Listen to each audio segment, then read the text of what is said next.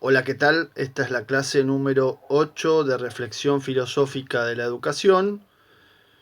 Continuamos con nuestro programa. En este caso estamos en el 2.2, posverdad y nuevos hábitos. Y vamos a ver el tercero de los textos que está agrupado en este ítem, que es el texto de Bauman, Vida de consumo. Venimos hablando de la posverdad, venimos hablando de las nuevas tecnologías y venimos hablando de esta nueva forma de subjetividad que es el sujeto consumista, precisamente, o el sujeto enraizado en una lógica de consumo y más consumo y más consumo. Indudablemente es un signo de época y en lo personal quisiera subrayar de este enfoque dos cuestiones que me parece que son importantes, que están en el texto, por lo menos una está, la primera. La segunda quizás no tanto, pero a mí me parece muy importante y es una pena que no esté en este capítulo 1 de Bauman. Lo primero que hay que subrayar es esta distinción que va a trazar Bauman entre el consumo y el consumismo, distinción que aparece al principio y al final del texto, y distinción que tiene que hacernos ver que la vida consumista, esto de estar pendiente del consumo, es una práctica social que solo puede darse en determinadas clases, las más pudientes, las más acomodadas, las que no tienen que satisfacer necesidades básicas.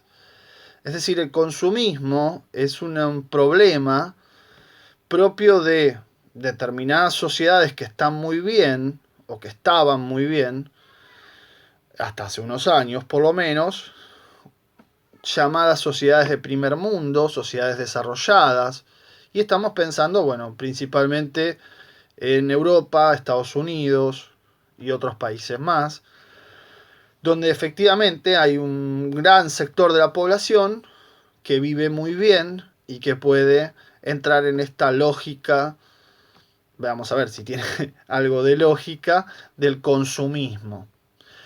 Nosotros estamos en un país periférico, subdesarrollado, con muchos problemas, con una pobreza estructural arrastrada durante décadas, y en una región que también tiene mucha pobreza y tiene mucha desigualdad.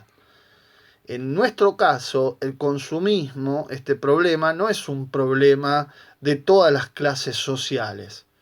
Es un problema de cierto sector muy pudiente que entra en esta lógica, o vamos a ver si es lógica, de consumir, consumir y consumir. Entonces hay que tener mucho cuidado en esta lectura, en este problema. Algo muy similar nos va a pasar con otro texto que vamos a ver más adelante, que habla de la aporofobia. ¿Cuál es el problema? Indudablemente es el de no hacer una traducción de los problemas que se están discutiendo a nivel mundial, teniendo en cuenta cuáles son nuestras condiciones de vida locales. Si no hacemos ese ejercicio de traducción, creemos que las condiciones de vida son iguales acá y allá, y no son iguales realmente. Y si no hacemos ese problema de traducción, vamos a creer que el consumismo, como me ha pasado muchas veces enseñando estos temas, el consumismo es un problema de las clases bajas o de los negros que se compran zapatillas y que no llegan a fin de mes. Esa mirada prejuiciosa, condenatoria, no es la que queremos acá, y no es la mirada social, no es la mirada realmente crítica que tenemos que tener sobre este problema. Este es un punto clave. Es un punto clave. El problema del consumismo no es un problema de los pobres, es un problema de los ricos. Que quede bien claro. El segundo punto, que no aparece en el texto, pero a mí me parece importantísimo, en realidad el primero, digo, aparece, efectivamente, pero no aparece este ejercicio que tenemos que hacer nosotros, que es traducir una problemática mundial a nuestro contexto específico. Nuestro contexto específico no es el de una sociedad que vive bien y que está viendo cómo cambiar los objetos, los celulares, los televisores, todo el tiempo. No es eso. Y cuando es eso y aparece la condena de vivían demasiado bien, en realidad aparece lo segundo que quiero marcar. Y que esto me parece muy importante, aunque en el texto de Bauman no esté. Muy importante para pensar qué significa la sociedad de consumo o el consumismo. Quiero decir, esta práctica que se ha vuelto, digamos, muy habitual, tiene por finalidad no solo poseer objetos o acumular y desechar, como va a decir Bauman, sino también mostrar un poder de compra. Y ese poder de compra es en realidad una imagen que la persona trata de vender hacia los demás. Es decir, hay una sensación del que puede comprar, tiene poder, y eso da prestigio social. Y entonces el consumismo es una práctica que tiene sentido en la medida en que puedo marcarle al otro lo que yo puedo comprar y lo que él no puede comprar. ¿Sí? Es decir, es un signo de pertenencia, de poder. Y cuando pierde la eficacia porque mucha gente se incorpora, porque mejora las condiciones económicas, y entonces el negro tiene un celular más lindo que el mío, genera rabia. ¿Por qué? Porque se ha perdido la diferenciación social. Y ahí aparecen los comentarios distorsionados que decía antes. Está claro, entonces, que el consumismo es un símbolo de estatus, ¿no? O de diferenciación social, de mostrarle al otro lo que yo puedo y él no, y de esta manera marcarle la distancia, si yo estoy más arriba que vos en la escala social. Este problema, a mí me parece que está directamente ligado a la cuestión del consumo. Deberíamos pensarlo como problemas que están juntos, ¿no? El tema de la pertenencia, la diferenciación de clase. Bien. Bueno, ahora sí, vamos al texto de Bauman. Se titula Vida de consumo, este libro. Bauman es un sociólogo polaco de larga trayectoria. Sus textos son muy interesantes. Falleció hace un par de años, en el 2017, justamente que es el año en que se publicó este libro, Vida de consumo. Y tiene muchos libros más que se han ido publicando incluso después, entrevistas y demás. Es realmente una obra enorme la de este sociólogo. Pero dentro de esa obra enorme, el libro que lo hace famoso, conocido, se titula Modernidad líquida y es del año 2000.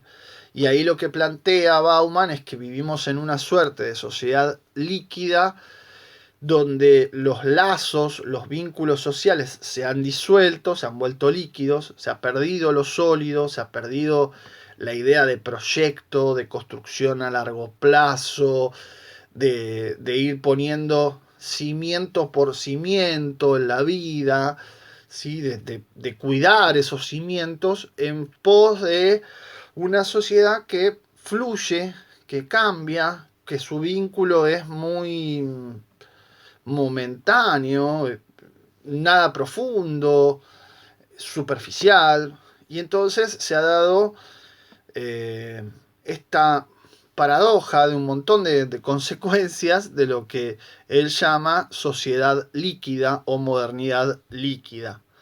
Y esto lo vine diciendo desde el año 2000 y uno podría decir, todos los años que vinieron después realmente lo han confirmado o lo han mostrado.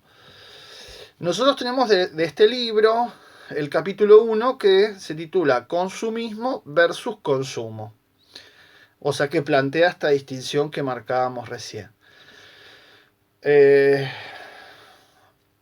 Creo que el tema es importante realmente, en particular porque efectivamente son prácticas sociales que vemos, que están instaladas, que más o menos algunos lo harán, la llevarán adelante, quiero decir, pero es un problema, digamos, sobre todo cuando se transforma en proyecto de vida.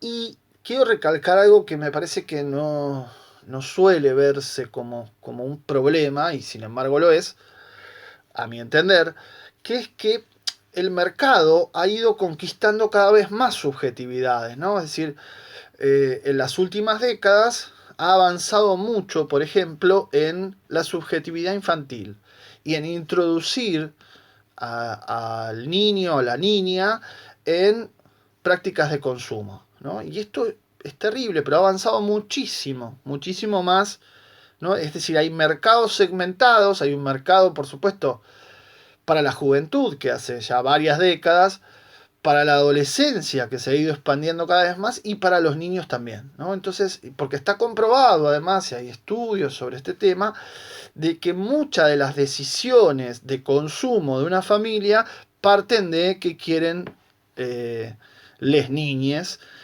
Y si ustedes pueden observar, ¿no? Por ejemplo, bueno, ahora estamos en una situación particular, pero en general muchos restaurantes, por ejemplo, han incorporado peloteros o lugares de esparcimiento. ¿Y por qué? Bueno, porque, de nuevo, muchas de las decisiones de consumo vienen de qué quieren los y las niñes. Con lo cual, quiere decir esto que así como veíamos que la televisión, ¿no? Las redes sociales más, y ahora el mercado de consumo, van avanzando y van formando, van formateando esas subjetividades. Y nosotros como docentes estamos en un margen, digamos, frente a esa emoción de las novedades, de los colores, de los paquetes, ¿no? Del shopping. Como docentes estamos ahí chiquititos, ocupando un lugar marginal, pero no por eso menos importante. ¿Y qué hacemos frente a esto? Lo que les decía recién del símbolo de estatus también puede verse en acciones de los niños, ¿no? Donde, bueno, uno se junta con otro si está vestido de determinada manera, si no, empieza a prejuzgarlo, ese prejuicio que muchas veces viene ya de la familia, y en donde, por ejemplo, el par de zapatillas marca una diferencia, ¿no? Yo siempre recuerdo que había un amigo de la cuadra, del barrio donde yo vivía, que se juntaba con los que tenían determinadas zapatillas y los que no teníamos, con esos no nos hablaba. Y esto, sin chiste, pero fue hace muchos años. Quiere decir que ha ido avanzando y ha marcado mucho la diferencia social, además porque también está comprobado que si la marca al niño, la fidelidad es más fuerte a largo plazo, ¿no? Es decir, si el niño se vuelve de una determinada gaseosa o de una determinada marca de ropa, eso lo va a mantener fiel por mucho más tiempo como consumidor.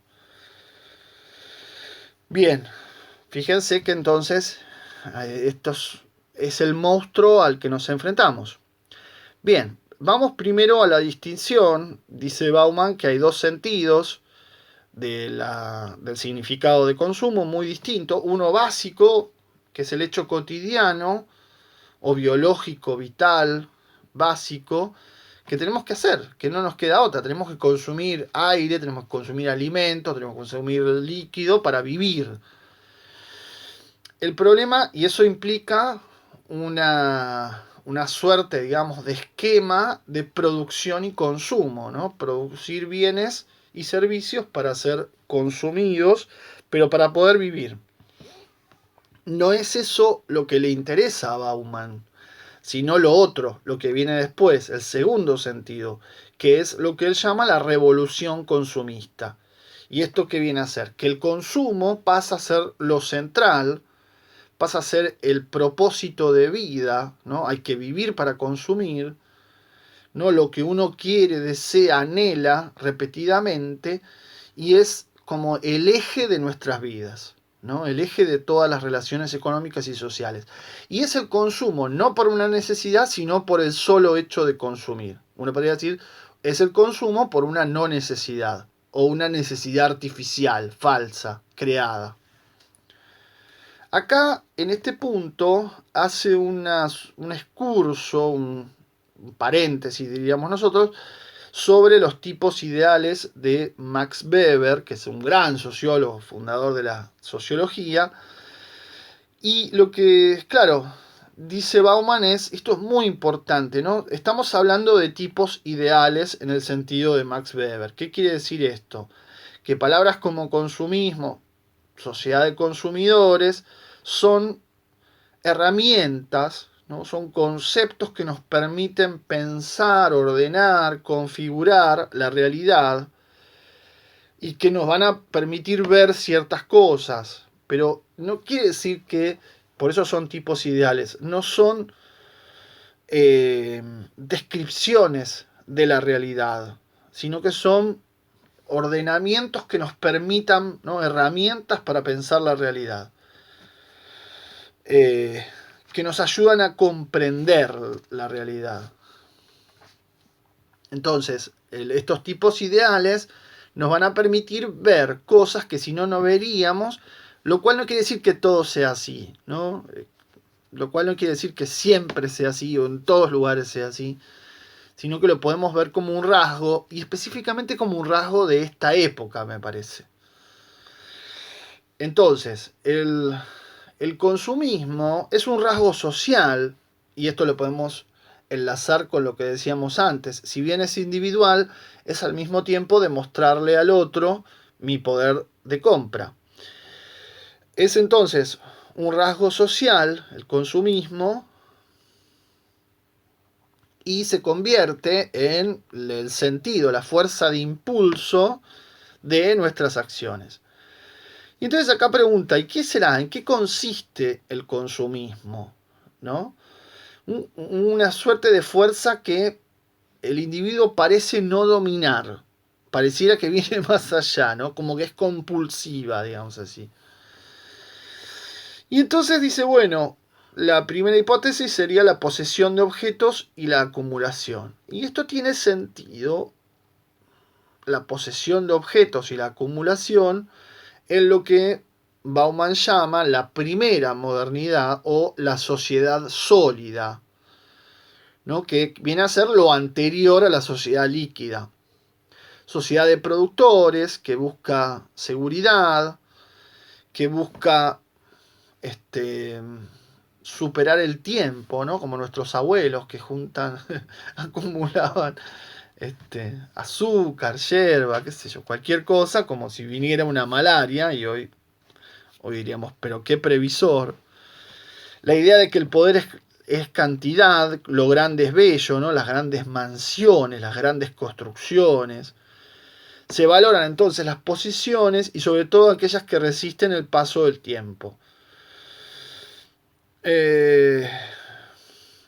La idea de riqueza sólida, durable, las cajas fuertes, ¿no? Los pozos de petróleo, el gran imperio.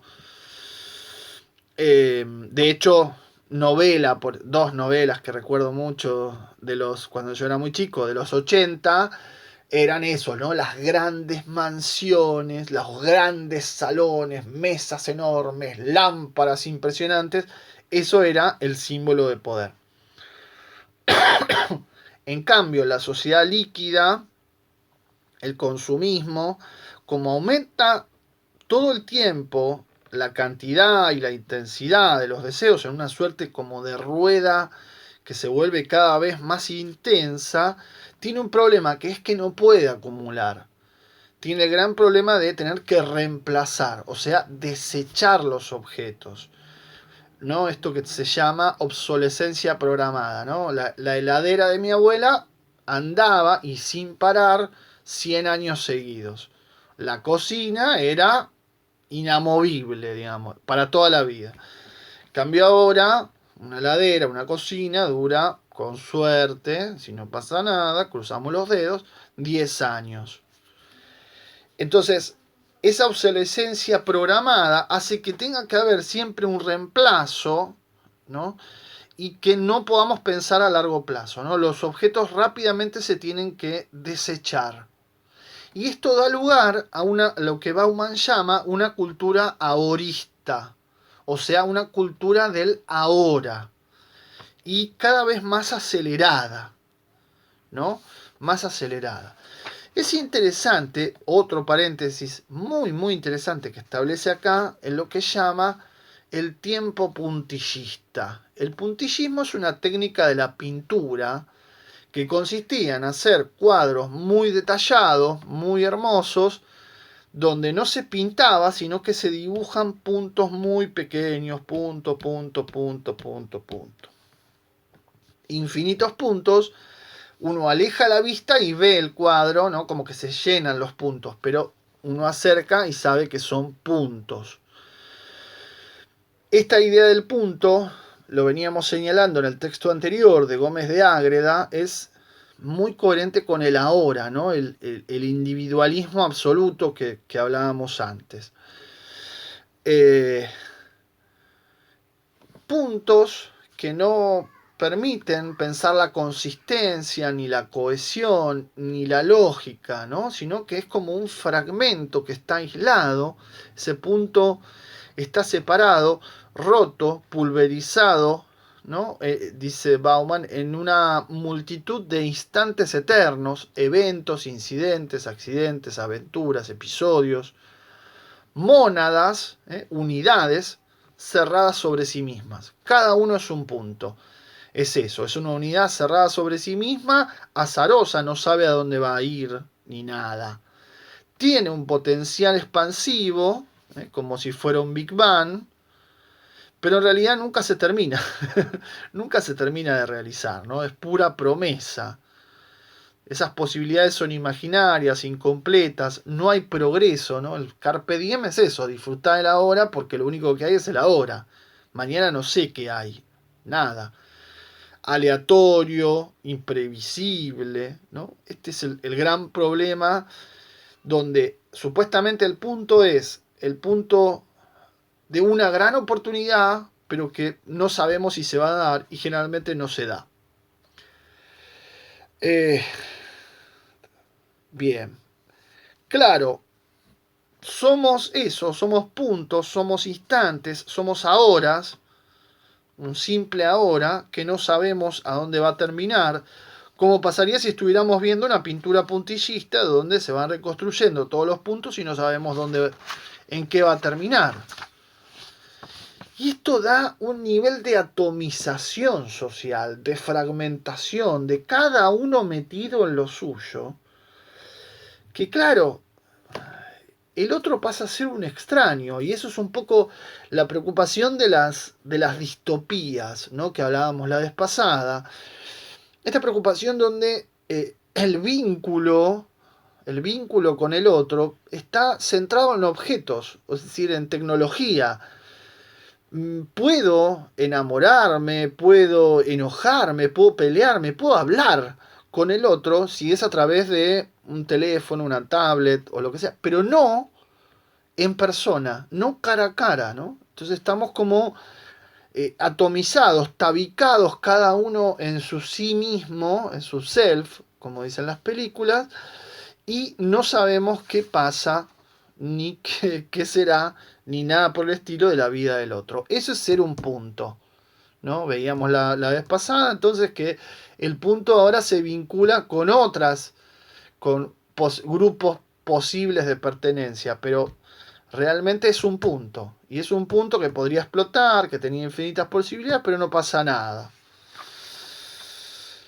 Bueno, tenemos además una vida extremadamente acelerada en esta lógica de producir, consumir, ¿no? Entonces, en la modernidad sólida, la idea era avanzar, hay un camino medianamente seguro y vas a llegar a cierto punto, ¿no? Esto 2, 3 generaciones arriba nuestro es, vos terminás la escuela, trabajás, tenés tu casita, tenés y llegás, ¿no? Todo esto que te dicen tus padres, que a tus padres se lo dijeron los abuelos, ¿no? La idea de que hay un progreso. Bueno, nosotros sabemos que uno termina, sigue estudiando, no consigue nada, consigue un trabajo y al otro día lo echan, ¿no? Es decir, tenemos una vida mucho más contingente, mucho menos segura, mucho más cambiante, tormentosa en algún punto, que la de las generaciones anteriores. Entonces, ¿cuál es el problema? El problema es que en esta lógica del consumismo, que es cada vez más acelerada, eh, la idea no es adquirir y acumular, sino eliminar y reemplazar, dice Bauman. ¿No? Se eliminan y reemplazan. Los objetos se eliminan, no podemos juntar todo, seríamos acumuladores compulsivos, y tenemos que ir eliminando, ¿no? Eliminando todo el tiempo para ahorrar espacio, para poder seguir consumiendo, o sea, para reproducir esta lógica acelerada, ¿no? Las dos cosas. El problema es que la eliminación y el reemplazo no es solo de objetos, es también de personas, es también de relaciones sociales, de vínculos, ¿no? Y de trabajos. Nosotros como trabajadores también somos eliminados y reemplazados rápidamente.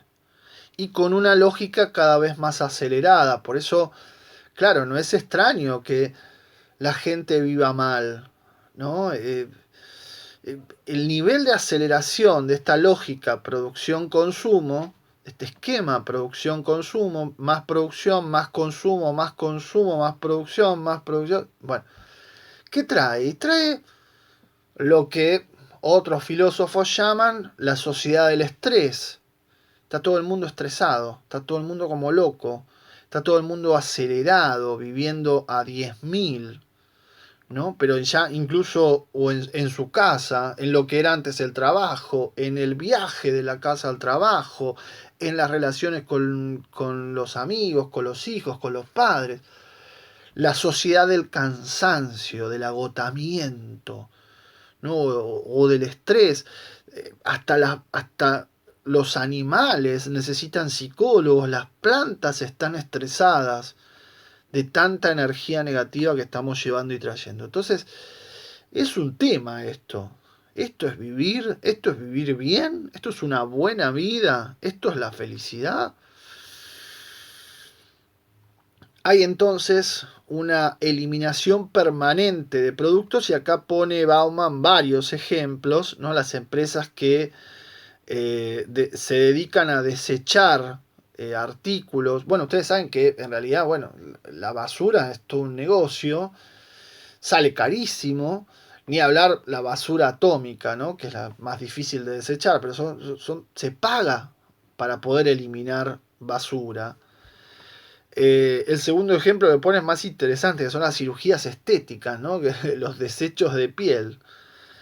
Y otro ejemplo son las parejas, los servicios de citas de parejas por internet también, ¿no? Claro, tenemos el problema de una hiperproducción, hiperconsumo. La rueda tiene que funcionar, ¿no? El show debe continuar. Y entonces se producen productos sin saber cuál es la utilidad.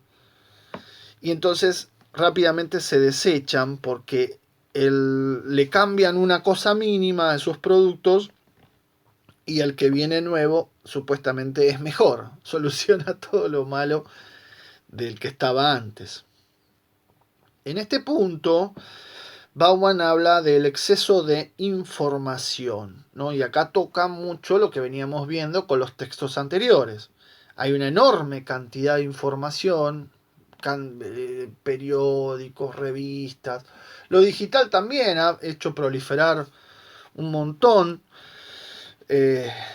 bueno, da unas estadísticas sobre las investigaciones sociológicas y científicas que nadie lee, dice Bauman, ¿no? Se produce un montón de conocimiento que nadie lee, ¿para qué? ¿No? Y claro, y ahí aparece la cuestión muy ligada, directamente ligada a la sociedad de consumo, que es la publicidad. Las campañas publicitarias. ¿Qué es lo que hacen las campañas publicitarias? Bueno, exagerar, engañar, hacernos creer, y la industria de la publicidad es muy poderosa, hacernos creer que el objeto de consumo es lo que yo necesito toda la vida. Siempre estuve buscando eso, ¿no? Es un objeto pensado para tu satisfacción. Y entonces busca permanentemente captar la atención a través de las redes, obviamente, tratando de sortear estos filtros de búsqueda de los que hablábamos la vez pasada, y tratando de instalar, y uno podría decir, los filósofos, incluso en el último tiempo, han entendido que para que alguien los escuche, para que alguien compre sus libros, para que alguien los vea por videos en YouTube o en Internet en general, tienen que empezar con títulos rimbombantes, y entonces hacen eso, ¿no? Escriben libros con títulos muy rimbombantes, después el libro no dice nada. Pero es lo mismo que hacen los medios, ¿no? Los medios ponen un titular y después lo que dice la nota no tiene nada que ver con el título. Y lo mismo hace la publicidad. La publicidad te vende que un desodorante va a hacer que seas una persona sexualmente atractiva, exitosa y qué sé yo, y uno hace la prueba, puede hacer la prueba tranquilamente, o que uno echa un producto de limpieza sobre un azulejo y queda blanco, brilloso, espectacular, y todos sabemos que no es así. Entonces, este engaño que viene siempre con la sociedad de consumo, de alguna manera tiene como nuestro consentimiento también. Y de hecho, como consumidores, somos formateados. Acá Bauman señala que el consumidor se ha vuelto displicente, ¿no? Displicente es como esa persona distraída, perdida, que no sabe dónde está. Cita a un filósofo muy interesante, Simmel, que habla del embotamiento de la capacidad de discriminar. Claro, esto que decíamos antes, cuando hay una abrumadora cantidad, uno no sabe qué hacer, cuál es, ay, no sé. Más aceleración, más locura. Y se genera esto, ¿no? Una suerte de desapego que es como mirar todo de afuera, ¿no? Una infinidad de conexiones sin engancharse a ninguna. ¿No? Es esta cosa de mirar y no me gusta todo, pero no me gusta nada. Y entonces, claro, dice Bauman, tenemos una tensión entre tener que decidir y al mismo tiempo no sabemos qué decidir porque es tanto lo que hay que no nos podemos terminar de decidir. Pregunta y problema. ¿La sociedad de consumo lleva a la felicidad? Y no, Bauman es muy claro en esto. No se puede medir la felicidad de una sociedad. Tampoco de la sociedad líquida no se puede comparar. Ay, pero ahora vivimos mejor. Antes, imagínate, no tenían ni heladera. No es comparable. La valoración de la felicidad de una sociedad, si es que se puede valorar, ¿no? Esto es bastante discutible, porque ¿quién establece el parámetro de qué es ser feliz? La valoración, dice Bauman, en todo caso tiene que hacerse respecto a las aspiraciones de cada sociedad. Es decir, qué aspira y cuánto logra de eso que aspira. Pero si eso fuera así, la verdad es que hay dos cosas, dice. Ser feliz es algo que se da, según estas mediciones, hasta cierto punto, y ese punto es la satisfacción de las necesidades básicas. Esto que hablábamos al principio del texto, ¿no? El consumo para vivir bien. No tener hambre, no tener frío, no tener sed. Pero luego, el aumento de riqueza, dice Bauman, no equivale al aumento de felicidad, sino más bien todo lo contrario. no dice todo lo contrario, dice, pero en todo caso será más bien al contrario. Pero es interesante esto, ¿no? Más riqueza no es más felicidad. Después de este umbral de satisfacción de necesidades básicas. Y por eso es muy importante lo que yo marcaba al principio. Esto es una discusión respecto de un determinado sector social. El otro punto es, dice Bauman, no hay ninguna demostración de que a más consumo haya más felicidad. Más bien, más consumo trae, y empieza a enumerar una serie de cosas: malestar, estrés, depresión, desconfianza, inseguridad, horario extendido, ¿no? Explotación. Las condiciones de vida empeoran porque la lógica y la aceleración de esa lógica del consumo es fatal. Entonces, esta sociedad de consumo nos hace más felices. Uno tendería a pensar que no. Y entonces, ¿en qué se basa? ¿Cómo es que se reproduce? ¿No? Es la misma pregunta que hacíamos antes. Si los medios de comunicación mienten, ¿por qué los seguimos mirando y admitiendo? Bueno, la publicidad hace lo mismo. La publicidad miente, pero yo sigo comprando ese objeto que sé que no me da lo que la publicidad dice que me da. ¿Por qué? ¿Soy masoquista?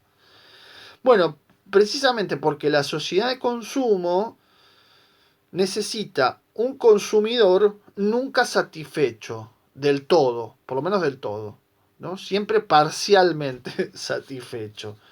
Y esa no satisfacción perpetua es lo que permite seguir la cadena, ¿no? La rueda producción-consumo. Necesita entonces cierta hipocresía. Hipocresía de los vendedores que van a decir esto es lo mejor que vos necesitas para tu vida, ¿no? Una suerte, una promesa engañosa o por lo menos exagerada, pero también la hipocresía del consumidor, que aún sabiendo que eso no es así, que vos te comprás la máquina de hacer ejercicio y no vas a tener esas abdominales o ese cuerpo, lo querés creer, ¿no? Querés creer en lo que no se va a dar. Y de esa manera, con este incluso autoengaño, se mantiene la rueda, el esquema de producción-consumo, e incluso con una capacidad que es muy propia del mercado y del capitalismo, que es, dice Bauman, la de absorber el disenso, absorber las tensiones, ¿no? Poder incorporar demandas, ¿no? ¿Por qué la Barbie es rubia y perfecta? Bueno, tenemos una Barbie negra. ¿Y por qué es perfecta? Bueno, hacemos una Barbie más rellenita. Ahora hay propagandas con modelos más rellenitas, después de tantos años de crítica.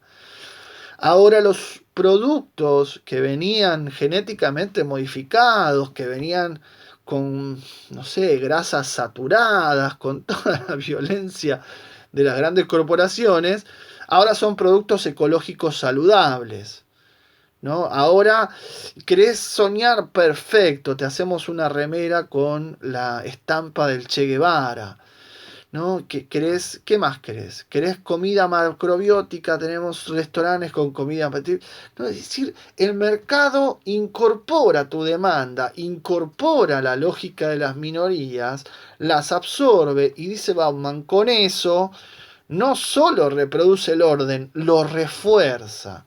Porque los que estaban afuera, los que decían, pero ¿cómo? ¿Nosotros por qué no estamos ahí? Son inmediatamente absorbidos. Y una vez absorbidos, están adentro, chochos y felices. La sociedad de consumo ofrece esto, siempre un nuevo comienzo, un renacer, ¿no? Obviamente rechaza proyectos a largo plazo, ¿no? Y fomenta el hiperindividualismo ahorista, que solo puede pensar en el ahora. Privatiza las utopías. Claro, las generaciones anteriores que podían pensar a largo plazo pueden tener la utopía, el sueño, el ideal de una sociedad más justa, de una sociedad mejor. Ahora, y entonces organizarse, y entonces meterse, conocer a otros, formarse, militar en un partido político. Ahora eso no, en todo caso es un sueño de realización puramente individual. Y pone algunos ejemplos, ¿no? De hecho, la autoayuda, cómo ha crecido la autoayuda. ¿Y el ejemplo cuál es? Es el cowboy. Cowboy, perdón. Suerte que no es una clase de inglés esta. El cowboy, en realidad sería, ¿no? Recuerden que incluso pone como un ejemplo de una cowgirl, de una chica. ¿Y qué es el ejemplo del cowboy? Es el llanero solitario. Es un tipo que está solo, con 2 pistolas a los costados, matando indios que se le aparecen por ahí sin preguntarle qué quieren ni nada por el estilo, ¿no? Y esa es la metáfora de la vida. Es uno en el desierto matando a cualquiera que se le acerque, ¿no? Y haciéndose solo a sí mismo. Esa es la idea, frente a un mundo hostil, ¿no? Y entonces termina el texto, o por lo menos el capítulo que nosotros tenemos para leer, con una referencia de un estudio que se hacen sobre los gustos de los ingleses. Recuerden que Bauman, si bien es polaco, estaba radicado en Inglaterra. No sé si lo dije al comienzo. Y los gustos de los ingleses, claro, entre los más codiciados están el pasatiempo, ir de compras, salir a comer afuera, ¿no? O productos hágalo usted mismo. Y entre los menos codiciados, y no casualmente, la política o ir al circo, ¿no? Ir al circo como una actividad de otra época. Y la política, ¿no? La política es... Claro, ahí está. Ahí está. El mercado ha ocupado el centro de la escena y entonces se da esto que algunos llaman, ¿no? Hemos dejado de ser ciudadanos, pasamos a ser usuarios, consumidores, sujetos pasivos que están ahí a la espera de la novedad. Claro, y metáforas de esto hay muchas, pero los días de rebajas en el shopping. Nosotros no tenemos ni días, ni rebajas, ni shopping, pero en los países desarrollados hay un día donde hay rebajas, o hay un día donde se lanza el nuevo libro de Harry Potter, o el nuevo bestseller de no sé qué, y entonces la gente se agolpa y hace cola, ¿no? La noche anterior en la puerta, y está ahí esperando, y se abren las puertas y entran y arrasan con todo. Esto hay una escena de los Simpsons como para todo, la Stacy Malibu. Bueno, a ese punto llega la irracionalidad del mercado. Tiene el objeto, se va con el objeto, llega a su casa, y ya está, se descartó. ¿Qué mensaje es esto para la infancia? ¿Y qué mensaje es esto para nuestro futuro?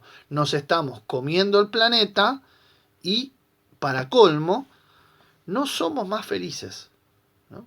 Para nada. Todo lo contrario, somos más esclavos de deseos que en realidad pareciera que ni siquiera son nuestros.